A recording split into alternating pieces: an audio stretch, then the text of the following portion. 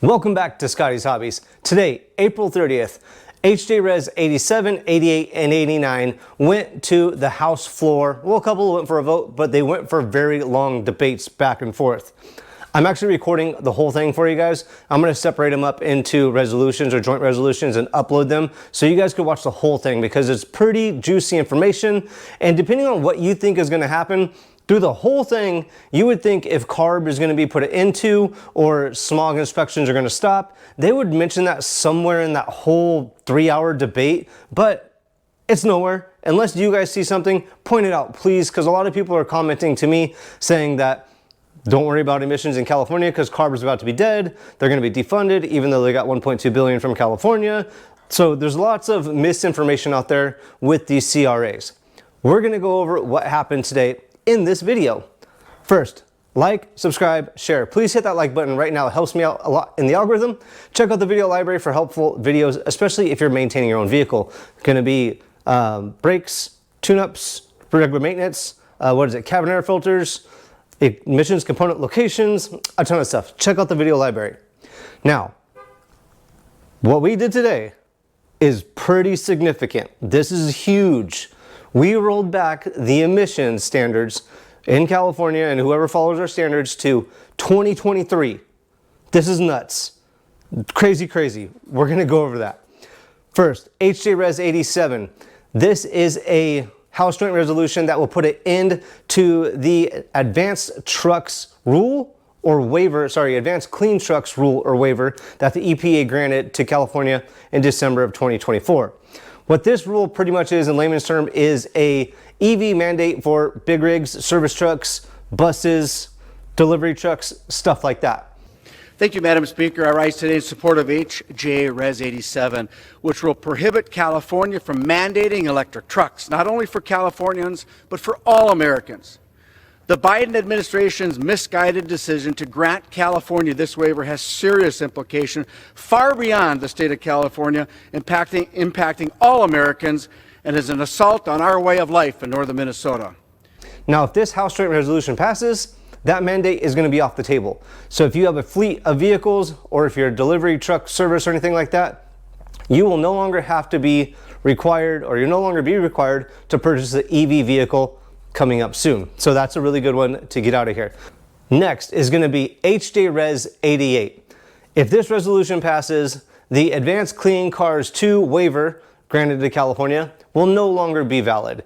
So this is the EV mandate of 2035 or the gas ban of 2035.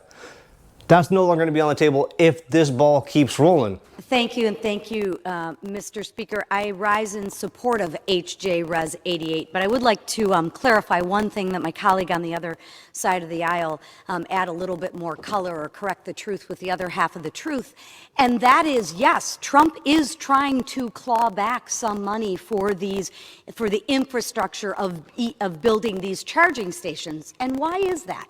That's because the Biden administration gave them like $1 billion to build charging stations, and I think, let's see, they built less than 10. I don't know about you, but I don't think that's a real good use of taxpayer money. So I'm in support of clawing some of that money back, and thank you, President Trump.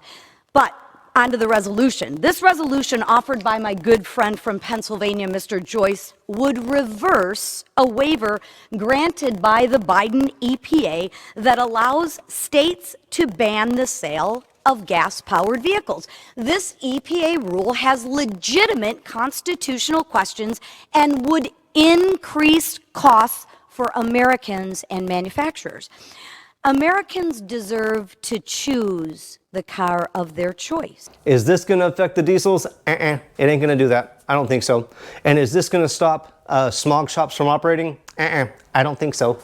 So what is this, or how is this rule going to affect you? Well, starting in 2026, there's checkpoints up until 2035 where the state of California and whoever follows us has to sell X amount of EVs to meet the requirements to move on. Like, what if you just don't sell that many EVs? There's just like, there's nobody buying them. Like, I don't understand. Are they gonna say no more cars sold if we don't meet that? That part I don't really get. So that's what it really is a stop to the gas ban, to the EV mandate of 2035. Next, this one, HJ Res 89. This is the omnibus low NOx rule, which I kind of wasn't understanding to begin with, but this is the one where you're gonna start thinking, can I do my diesel deletes? Can I go cut off my catalytic converters, take my EGR off, take the particulate filters off? No more DEF? Let's take it off now. And I started looking into it. All that emissions equipment is also federally mandated to meet Tier 4 emissions regulations. So even if these rules get the California waivers tossed out, or if these HJ Reses get the California waivers tossed out, the federal emission standards for Tier 4, there's not much is going to change. Even if California was to start doing smog inspections to federal emission standards, I don't get it right now. It's getting more and more confusing. The gentleman from California, Mr. Obernolte, is recognized for such time as he may consume. Well, thank you, Madam Speaker. I'd like to thank the gentleman and my friend for yielding, and I rise as the proud sponsor of this bill, HJ Res 89, but also as a proud Californian. This bill would overturn the EPA's waiver, granting California the ability to decide for all Californians what cars they drive and what trucks they use to deliver their goods. This waiver was granted in the waning moments of the Biden administration, and I believe it was short-sighted and misguided. But let's continue. Now, the omnibus low NOx rule, what this is to make checkpoints up until 2035 to reduce NOx every year by a certain amount, so that pretty much vehicle manufacturers of diesels are going to have to keep adding emissions equipment to vehicles, make it harder and harder for them to produce a diesel vehicle because they're going to have to just keep adding components to clean up the exhaust coming out. And pretty much they're going to say, this is too hard, this is too much work, we don't want to build these. So if they can't force you into EV, they're going to force you into an EV a different way by just making it too hard to operate, or to build something, or to make something too expensive to sell where nobody wants to buy it. So that's what the omnibus low NOx rule is, a reduction of NOx emissions that makes checkpoints that we have to meet by adding pretty much emissions equipment to vehicles, to diesels, to meet those standards.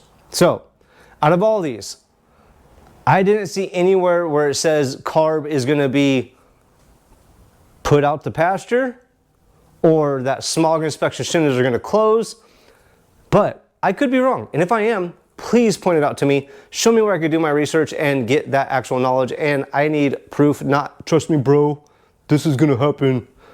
I don't know. Look for links in the description below to helpful stuff. I am uploading the resolutions each one at a time. There's going to be one for HJ Res 87, 88, and 89, all coming out, so you could watch those full debates. It is a lot of repetitive stuff, honestly, but it's kind of fun to watch them debate over this, and you guys really need to do your due diligence to do your own research to come up with your own opinion of what is actually happening. Don't take my word for anything. I'm just an idiot YouTuber. There's a lot of other idiot YouTubers out there that are just spreading false knowledge and false hope. So, well, might not be false hope. If the Transportation Freedom Act gets passed, which with that too, the Transportation Freedom Act now also has an alternative title. You go look that up. I'll put a link in the description below for you to check the Transportation Freedom Act. It's not just the Transportation Freedom Act, and I think they're trying to hide the fact that they're trying to stop CARB by adding this new title, because it doesn't sound like it has anything to do with emissions with the new title. Really weird. I don't like Transportation Freedom Act because there's a lot of fat to that bill. If you like the point of stopping CARB, there's a ton of more stuff in that bill. Now, the Stop CARB Act, that one actually puts an end to Section 209 of the Clean Air Act, which grants the waivers to California to be able to make their own emission standards, and it puts a stop to Section 177 of the Clean Air Act, which allows other states to sign on to California standards. So, the Stop CARB Act is way better in my opinion. Now, if this video helped you out, if you found it any type of entertaining, please like, subscribe, share, check out the video library. And I appreciate each and every one of you watching. I'll see you guys on the next hopefully helpful video. Thanks for checking out Scotty's Hobbies.